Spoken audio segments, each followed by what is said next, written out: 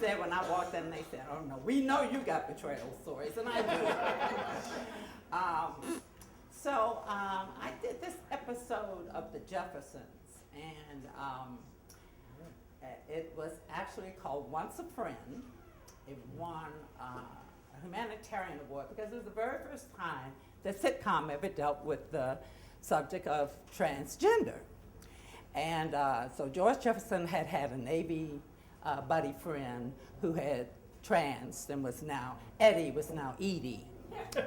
And so it was actually my very first television role in Hollywood. And it's not my best work, but it's probably one of the most famous episodes of The Jeffersons. I can't tell you how many famous people will come up to me, "Oh, that's my favorite episode, blah, blah, blah, blah. You, Edie, oh, that was so funny."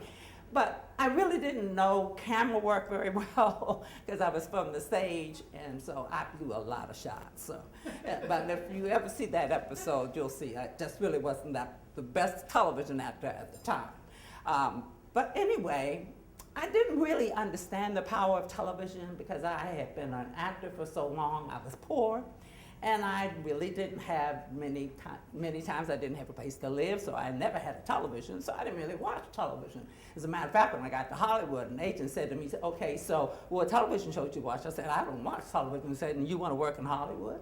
So I really had no idea about the influence of television on people. I really didn't. You would not think that so, but I really didn't understand the power of television.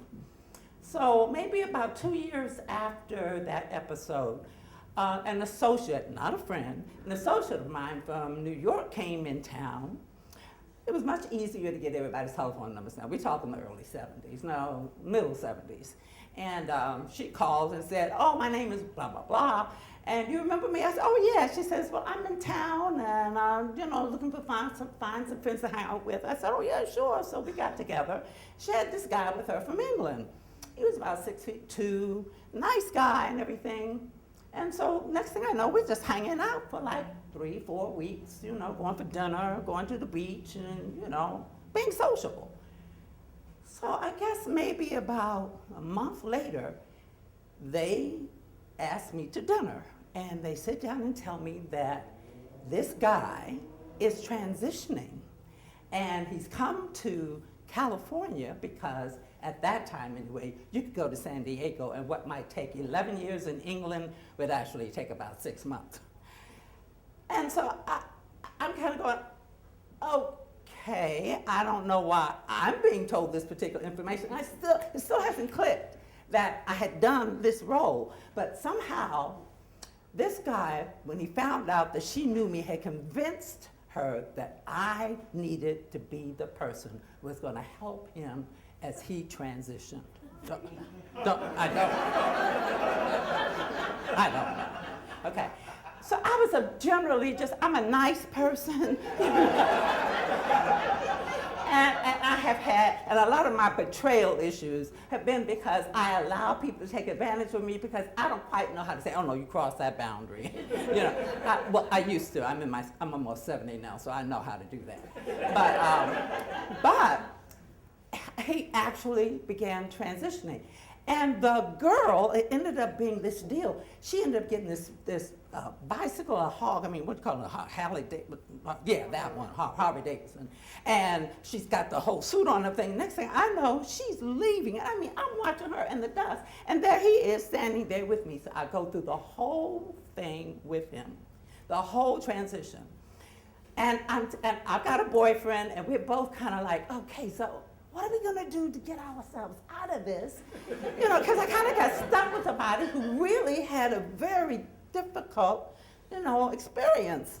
And I'm not quite sure what to do with it. I just played the role. It's not like I had anything.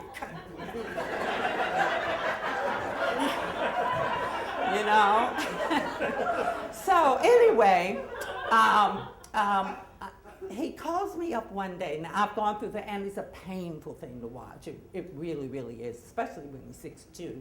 I mean, really big feet, really big hands, but, you know, he sincerely felt that he was a woman. He'd been married and everything. So, you know, when I heard this story, so I began to melt a little bit and said, oh, okay. But every time it was time to get together with this guy, I would just be going like kicking and screaming, oh, like that, while I'm grinning and smiling, oh, yeah. But it was really tough.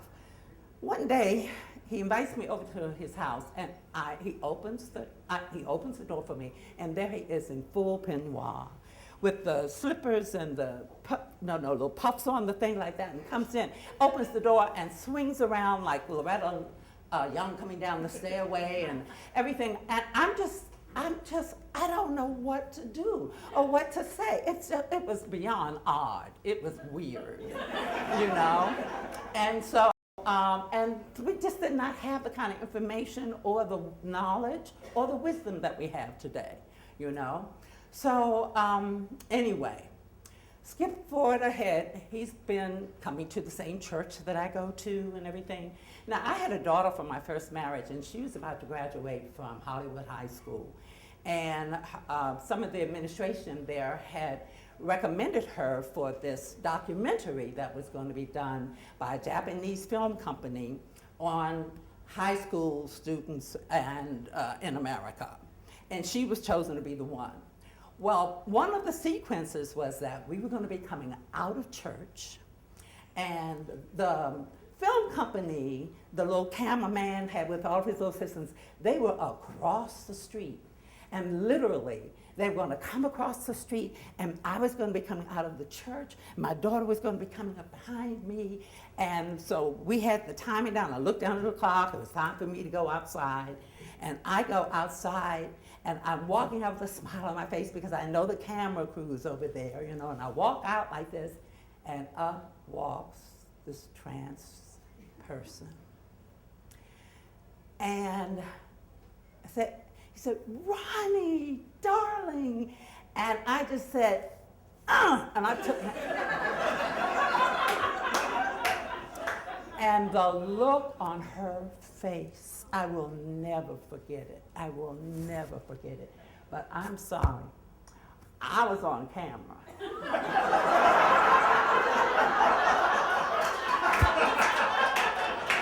And my daughter was the featured person in this documentary. And as many times as I have been betrayed, I know what that feels like. And now I understood that sometimes the stakes are so high, you end up betraying somebody.